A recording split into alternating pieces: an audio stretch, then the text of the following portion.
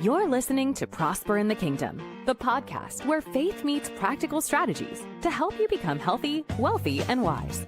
Join hosts Jon Cleaver and Wendy Lee as they share insights to equip you in your journey toward abundance, spiritually, financially, and beyond. Just a reminder, every situation is unique. The content of this podcast is for educational purposes only and should not be taken as specific financial or medical advice. Welcome back, everybody. We are here with another awesome show for you on Prosper in the Kingdom. I'm your host, Jon C, with the ever amazing Wendy Lee. Wendy, say hi. Hi. Be friendly. No, I'm just kidding. She's being mean this morning, everybody. So I'm just going to throw that out there. But no, we're gonna talk about an exciting topic, and this is really geared more towards solopreneurs, entrepreneurs. Maybe you've had a business in the past and you kind of wish you still had one or something, but something happened.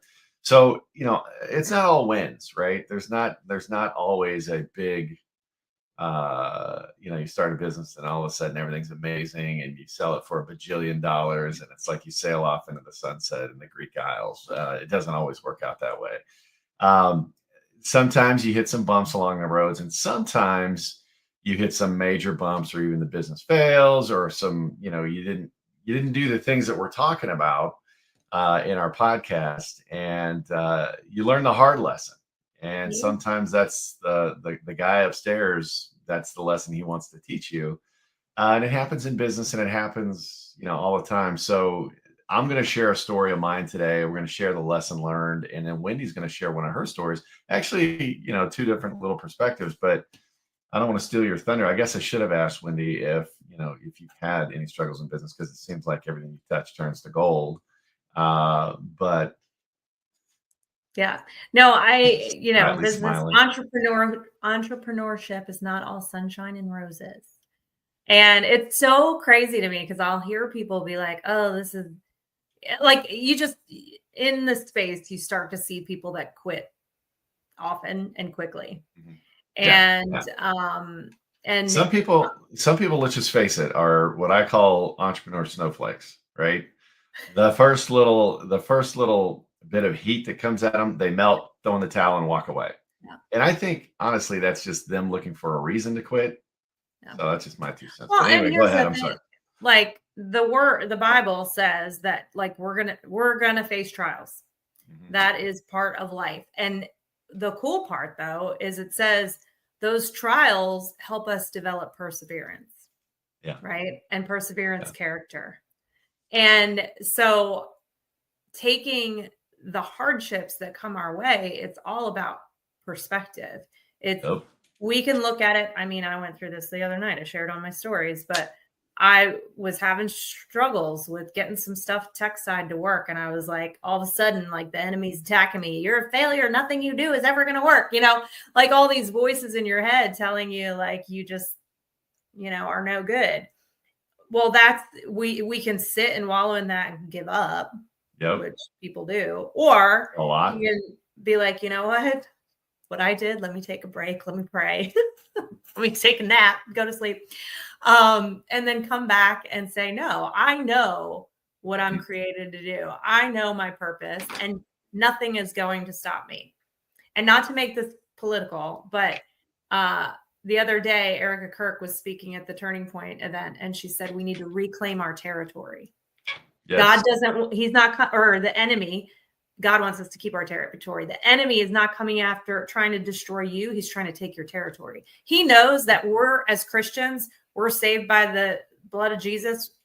That he can't take our salvation, but he can take our territory by allowing us to lie down and give up when things get hard. So it's wild. It's wild you mentioned that. I'm actually reading an old book. Let me grab it here. It's right here on my desk. Prayer of Jabez. I broke that out of the library, and it's talking about expanding my territory. But that's exactly right. I mean, and if you can relate to that, I'd love you to kind of chime in the comments. I've struggled, or I've had the enemy attack me, and that's exactly what it is. Wendy is 100% accurate.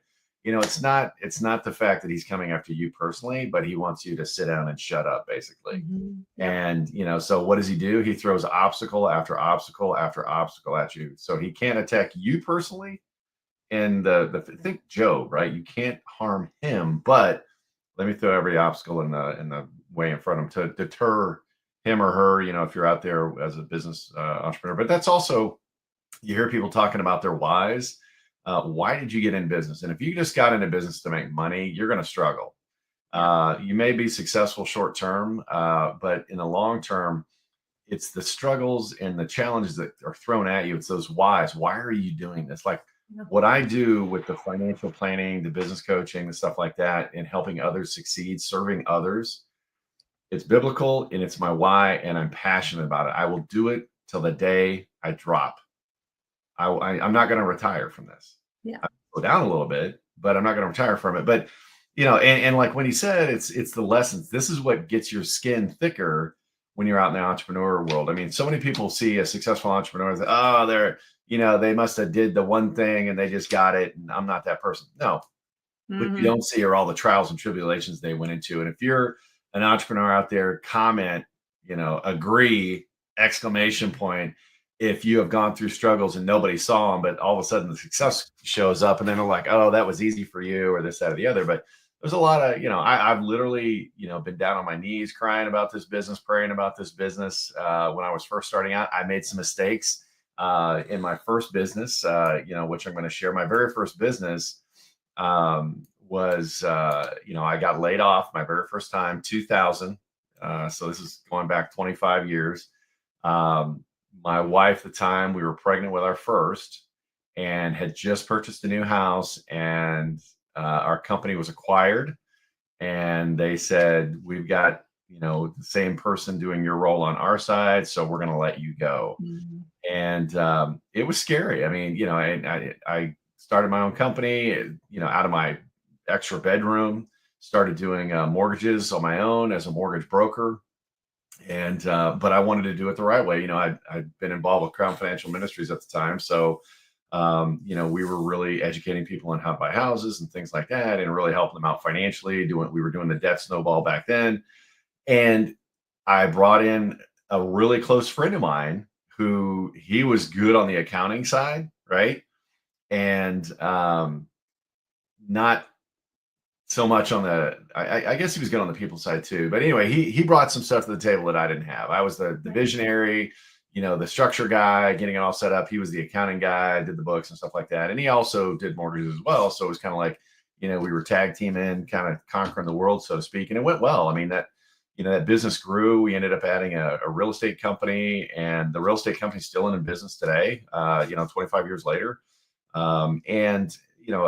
I ended up getting to a point where I wanted to continue to grow. He and then the partner we brought in on the real estate side were kind of set, their thermostats were set at a different location, which was fine, and I got to the point where I was more frustrated because we weren't growing. And again, partnerships are like marriages, guy. Make sure you do your homework and you're positive that that's what you want to do. So anyway, I ended up working out a deal and sold my half of the company to my partner. And, we worked it all out. He was excited. I was excited. And this was in 2006. Okay. So think mortgages, 2006. So I'd owned the company for 6 years. It was doing well. And I'd gotten an offer that I just couldn't refuse from a corporate thing. It was an international thing out of Chicago. And so I wanted to spread my wings, so to speak, and kind of get that under my belt. Great experience. But I sold the company and everything was fine. And we had, because we were a newer company, when we signed up for credit lines and stuff like that, I personally signed as a personal guarantor on some things. And so part of the conversation was, hey, you're going to take over this debt. The company's going to take over the debt. And he's like, yeah, no problem. I got it handled. And keep in mind, we had been friends for a number of years before that. Right. And so I, took him at his word, and to a point. And, I finally, about a month after the sale, I'm like, hey, you get that squared away? He's like, yeah, I'm actually meeting with, Bank X. I'm not going to talk about the bank, but, and he's like, here's who I'm working with. You can call him and confirm, inspect what you expect. So I'm like, okay, yeah, but I'm going to go ahead and call the bank anyway. Called the bank, and they said, yeah, we're finalizing paperwork. We should be done here within a week or two, and you'll be fine. Great. went on with my life, was busy traveling internationally and this, that, and the other. Flash forward 2 years later, Hmm. 2008, right? And again, he wasn't the visionary of the company. So, he wasn't, I don't want to say he wasn't creative. I don't want to insult the guy because, he's a good guy. And actually, I've forgiven everything. It's all water under the bridge as far as I'm concerned. But I had $3,000 taken out of my bank, my personal checking account, because it was at the same bank. And so I called and I'm like, why did you take, it was like $3,125. I'm like, why did you take this money out of my account? Oh, well, you're behind on your corporate account. I'm like, I don't have a corporate account with you guys. And so, doing the research, long story short, they never finalized the transaction to take me off. I just took, because when I circled back with my partner and said, hey, did all get squared away? Oh, yeah, we're done. And I'm like, oh, okay, cool. I just took him at his word. Yeah. And, hindsight, probably not the best thing, but I was young, right? This was my first business. And, we ended up going to attorneys and I ended up suing. I ended up winning. I got a judgment for $46,000 because that was my attorney's fees and the money that I had to shell out because I'm in finance. My credit has to be clean, right? And so, I didn't want it to impact any other businesses or anything like that. So long story short, I won the judgment. I'm like, all right, awesome. A month later, he filed bankruptcy.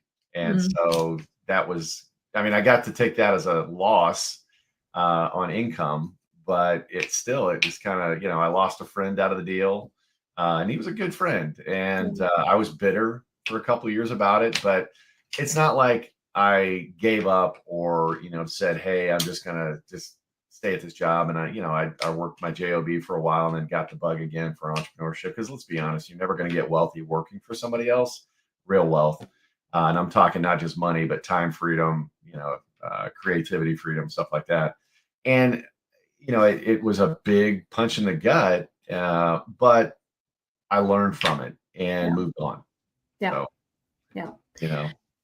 Yeah, I haven't had anything like that, but I kind of fell into entrepreneurship and success in entrepreneurship to my level at the time pretty quickly through network marketing. And I was laid off twice, but my second layoff, I had just started my network marketing business. And anyway, I was a W-2 girl for, 14 years. And knew nothing about having my own business. And my friend was like, hey, you want to, do this company and sell skincare? And I'm like, yeah, sure. People are making good money. Let's do it. And I just started doing what they told me. And I started making more money than I was making in my full-time job. And then I lost my job. And so I was like, well, let's go, and worked on building that income.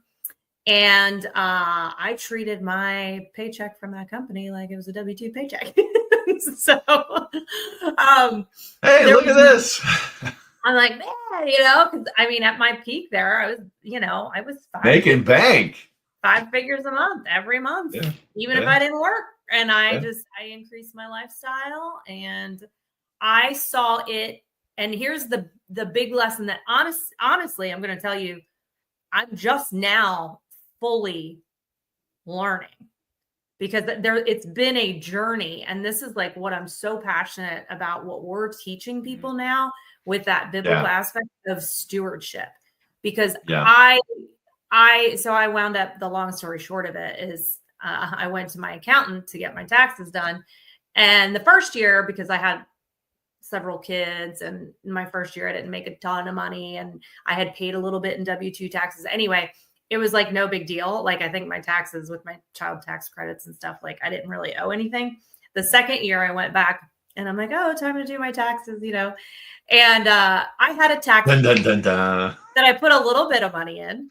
But I didn't know how much to put away. And she said, okay, so you owe $55,000. And I was like, say what? Like, I even still am like, 55,000, what? And I fell over. And I'm going to tell you guys, for a long time, I was like, I can't pay that. So I ignored it. And I adopted kids. And I had another year that But here's the thing. You're not the only one that has probably approached it like that. Oh, that'd be fun. Well, here's the deal. The more I talked about it to people, the more I'm like, every stinking realtor I knew was in the same, not every, but 95% of the realtors are in the same position. Yeah. And these network marketers, I was around people making 6 figures a month, stressed about tax bills and money. And I'm like, what is going on? And that honestly, John, it wasn't until I met you that I even knew what to do. Like, I was like, I don't even, because I had increased my lifestyle and then my income went backwards. Yeah. And at that point I had too many bills and I was like, I don't know what to do. I don't know what to do. And anyway, all that being said, I ignored it for several years and then I decided to face it and start dealing with it. And I mean, my first call with you, John, right? I think I cried on the call about my money because it was embarrassing. It's like, I make good money, but I don't have anything to show for it, you know? Yeah. And it's been a journey from going from it's my money to, okay, it's my money that I need to manage better, to where I'm at now is it's not my money, it's God's, and I need to steward it well. And that shift has changed everything about how I look at what comes in the door. And it's humbling, you know, and I think that, you know, going back to the point of what we're talking about is you can put your head in the sand, you can give up, or you can learn and grow. Yeah. And that's the key. I just to interject, I think that, you know, you're going to learn so much more, people, when you go through the pain. If stuff always works out with you, just like the first year, I'm sitting here thinking, the first year you was like, oh yeah, this is great. It worked out, right? Because you had the kids, tax credit, stuff like that. So it kind of balanced out, which is worse because then you're like, heck yeah. And so, and then you go full steam. And then that second year, you know, you're making more money, right? If you're doing things right. And that's why, I mean, that's why you need a plan. That's why you need, you know, people around you. We've talked about building your money team, right? And it's not just financial planner. There's a whole video on that, a podcast on that. I'm a firm believer that people learn much more through painful experience than they do having just straight success and no big deal. So but with that, our passion is really to help people avoid the pain through education, right? Learn from our pain. Yeah. One thing I did do well, and I just shared this at a networking group the other day, but one thing I did do well is I hired a coach very quickly in business. And when I did that, I was able to learn things at like light speed, right? I was able to collapse time and grow my business quicker because I was able to get the knowledge of someone else who's been there, done that. You know, and there are different ways to learn, right? We can learn the hard way and go through the trials and errors ourselves, or we can get mentorship and be guided in the right direction to avoid some of those mistakes. Now, unfortunately, it takes some of those major mistakes for us the light bulb to go off, to go, hey, maybe I can't do this on my own. Maybe I do need help. Well, and that's where it's, you know, you learn more through pain. Now that pain can be yours, which in most cases, especially with, you know, small startups, solopreneurs, stuff like that, that's how it goes. Because they think, oh, I can't afford this or I can't afford that. A lot of situations, the cost, you know, the return on the investment is so much higher, whether it's in sales or, you know, increasing productivity or things like that, or just how to structure your business properly. And I'm not just talking from LLC or not. You just, you know, looking at the overall scope, but you can learn from somebody else's pain. And again, going back to my first statement, that's why we do these podcasts, is to share, hey, here's some things to think about, learn from our mistakes. But, you know, today we wanted to come out and just straight up, you know, hey, this is some pain that we've had. Not that I would put that on my resume, right? But I learned just as much from that. And there have been some bumps in the road like that, but you know, let's talk about, okay, so you had it. Now what, you know, let's learn from the rebuilding. So, and that's one of the things, you never really lose, guys and gals. And I say guys unisex, but you never really lose until you quit. Right. Everybody gets knocked down. If you're struggling with taxes like Wendy, or situations with a partner like I had or stuff like that, you're not the only one. Yeah. Most entrepreneurs, most solopreneurs, most small business owners go through those struggles. But the key is not to live in a silo. Not that you want to post it on the internet, but find somebody, find a coach, and work with them on how to do that stuff. But really, let's dig in on. You've learned the lesson now. How are you rebuilding from that? How are you learning from that? And I'm gonna kind of tee like a little bit of an interview for you, Wendy. But what's that next step for you? For me personally, are you asking me? Sorry. Yes. I'm sorry, I don't have a microphone. Yes, but here. Sorry. Sometimes when you say you, I'm like, are you talking to Tell me, me? Wendy, what are your thoughts? Yeah, for me, I mean, there's a lot of things, but one is just taking the next small step.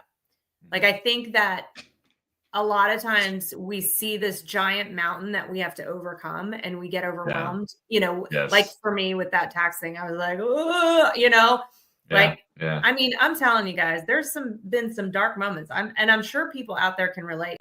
Financial stress can bring you some dark moments. Yeah. And Yes. if you just start to look at it as this mountain that's like clobbering you, and the only way out is one step at a time. How do you eat an elephant? One bite at a time. One step at a time, and go, okay, what's the next right move? And one of those next right moves for me, I had read the book by Mike Michalowicz, Profit First, and then met with Jon. It was kind of all at the same time when I met Jon at the first time. And it was like, okay, I've got to start telling my money what to do, right? I've got to start, or as I would say now, really stewarding what comes in the door. And let me tell you, that's been a process. It's been a journey because I was upside down, and as an entrepreneur, you have these highs and lows and ups and downs. And it's like learning to make, and I made mistakes after that. I came into a bunch of cash at one time, and I wound up investing in something I thought would grow my business and absolutely did nothing for my business and wound up being a waste. And that money could have gone to paying off debt or to savings or whatever, So there's been mistakes since then. So it's just been this journey, but it's like, I have to take the next right step, step. Yeah. And surrender it over. And one thing that it's turned into, which I'm grateful for the trials, because it's turned into the fact that now I'm turning around and helping others.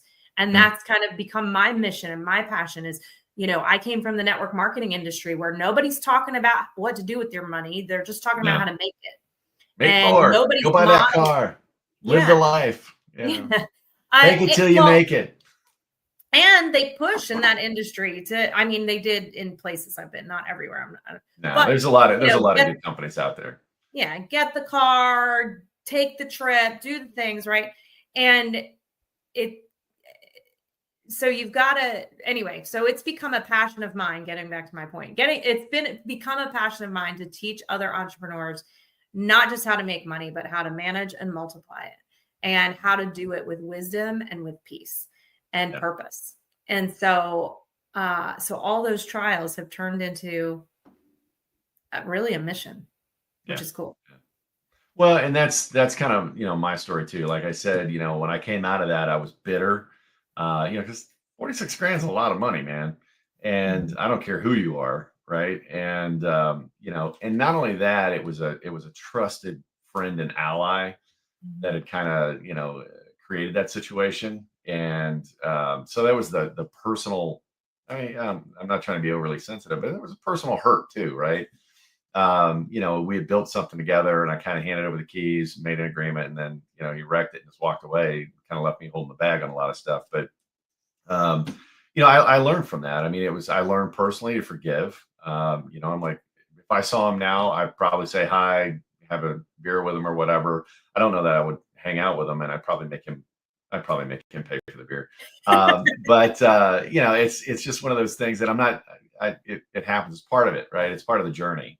And I've learned from it. I structure deals now to make sure all the I's are dotted, T's are crossed. And I bring in third parties too. Like the stress, the tax stuff that you do. I'm very almost religious about that. I got a letter from the IRS a couple weeks ago, and I'm like, oh, I saw the logo and the Internal Revenue Service on the envelope, and I mean, my gut just like, but it was a change of address form, and that was it. And so I'm like, I'm doing everything. What did I not do? But I've got a money team. And so I have an amazing bookkeeper that keeps me up to date on stuff. And I have an amazing tax team that, I have those two separate because I like them kind of looking at each other. Checks and balances. Yeah, checks and balances, right? And so, and this is the stuff that, again, go back and watch if it's not the podcast, go on our YouTube channel and watch that money team. We talk about that. I've got a team of attorneys that I work with. And, that sounds like, oh, he's got a team of attorneys. He must be making bajillions. I'm not. And that's the thing. We partner with companies where it's extremely affordable. Even a startup solopreneur can afford this stuff. Yeah. And if you're in business today, it's crazy not to have it. But that's why, I started Prosper in the Kingdom. And, we've launched this whole other, channel now. I've partnered with Wendy and we're doing a lot of the coaching stuff and, things like that. And so that's those lessons are like, hey, let me share my pain so you don't have to go through it. Mm-hmm. But we also do it on a very easy to understand platform that's like, hey, let's have a real conversation and let us show you how to level up your revenue. Let us show you how to, make a splash on social media. Let us show you how to build your team around you to protect yourself and what you're building. And then let us set up an exit strategy and show you also how to pull out future equity from the business day one, right? Mm-hmm. And so those are all the things. So, it's one of the things that's really changed how I lead, who I trust, and, obviously what I teach. We teach real lessons, not hypothetical stuff that, this large corporation did this, so you can do it too. No, it's different when you're a small business solo, a 1099 even, a 1099 person. So. Yeah. And I just want to reiterate having that team, right? Like a coach, an accountant, a bookkeeper, the different people that, and it's, you're not hiring these people full time. Okay. It's fractional work, right? Yeah. But I've got a fractional CFO, right? Yeah. Yeah. When you have these people, I mean, even my partnership with you, Jon, like, with our business and the way that you handle some of that stuff that like legit in my other LLC, I ignored and got in trouble with that too. But I had to learn, like, that's not I am not an organized person. I'm just not. I'm a good marketer. I'm a good salesperson. I'm a good speaker and motivator, right? When it comes, and I'm actually pretty good with tech, but when it comes to like organizing and keeping up with like all the little things you have to do to run a business on the administrative side, I like fail miserably. So I can keep failing miserably and beating myself up, or I can partner with people that are better than me or find someone that takes over that in the business. But you've got to like lean into your strengths and either hire out or partner out your weaknesses. Yeah. Otherwise, exactly. you keep in the same cycle. So, what's the call to action, right? So why are we talking about this? Obviously to share why we do what we do. Okay. And to remind you that you're not alone, and to also remind you that failure is part of the process, right? It's part of the journey. Maybe you're going to have a little failure here or there. Maybe you're going to have some big failures along the way. But the key is to not stop if you've hit a wall, right? Take a pause, figure it out, and then move on. I mean, maybe your finances are tight. Maybe you're feeling a little overwhelmed right now. Maybe you feel like you failed. This is your wake-up call. Okay. You haven't failed. Again, it's just part of it. It's an event. It's not your identity. So, brush it off and move on. And you've got to start with, you've got new wisdom, maybe a little bit of humility, and, you've got your community with us, right? And maybe some other people that you're working with. But, Wendy, you want to talk a little bit about our business coaching and our entrepreneur community that we're setting up in 2026?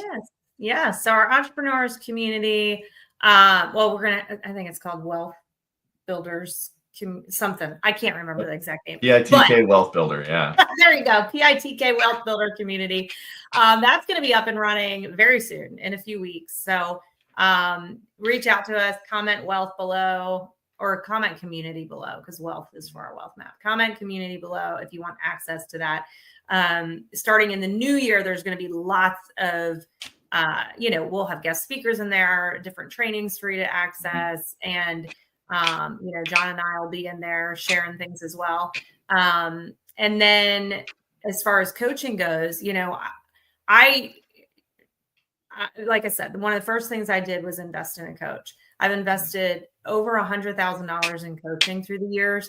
And some of that I learned what not to do, and some of that I learned what to do.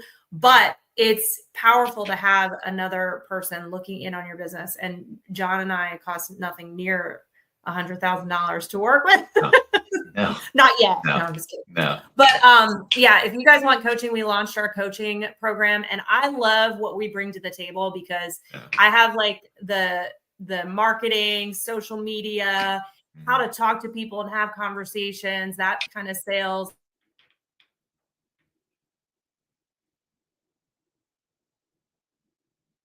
And I'm not sure if she froze or I froze, so I'm going to keep talking.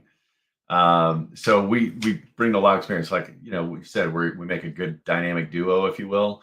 Wendy brings a lot of that social media, the marketing, and obviously she's got a sales background. I've got a sales background. And I've actually done large scale consulting with major firms. Like, these companies, if I threw their names out, obviously I'm under NDA, so I can't do that. But I've also worked with a lot of small business owners, on how to increase revenue, how to create additional streams of revenue that tie to what you're doing, how to go from active income where you're doing all the work and shift your business to passive income, right? How to structure everything, and then we pair you up with the people that you need to actually work with. Like, I'm not an attorney, so we have an attorney network that we pair you up with, right? And so those are the things we do. We talk about, hiring assistants, do what you're good at, have somebody else do the rest of it. So we talk through that, and it's very economical. So if you're interested in something, take a look. Let's have a discovery call. Go to our website, prosperinthekingdom.com, right? Prosperinthekingdom.com. And I'll put that link in the commentary as well. But go ahead and schedule that discovery call. See if it's a fit. If it is, fantastic. If not, at least you took a step. And now you're starting to think like a business owner, not just the tactical, but strategic. How can I get to 2x, 5x, 10x in the next year, 2 years, 5 years, right? And that's really how can I become more efficient? How can I leverage other people to increase our income as a company? So those are the things we talk about. So hopefully this helped you out today. Thanks for being with us. A little bit of a longer episode, but a lot of content, and we wanted to share our personal story. So thanks again, everybody. Wendy, as always, thanks for being here and being a part of this journey. And we'll see you next week on another Prosper in the Kingdom. Bye, everybody. Thanks for tuning in to Prosper in the Kingdom. If this episode added value to your day, be sure to like and subscribe. And don't forget to share it with someone who could use the encouragement. For more resources, head to prosperinthekingdom.com. Let's continue building lives of purpose and abundance, one step at a time.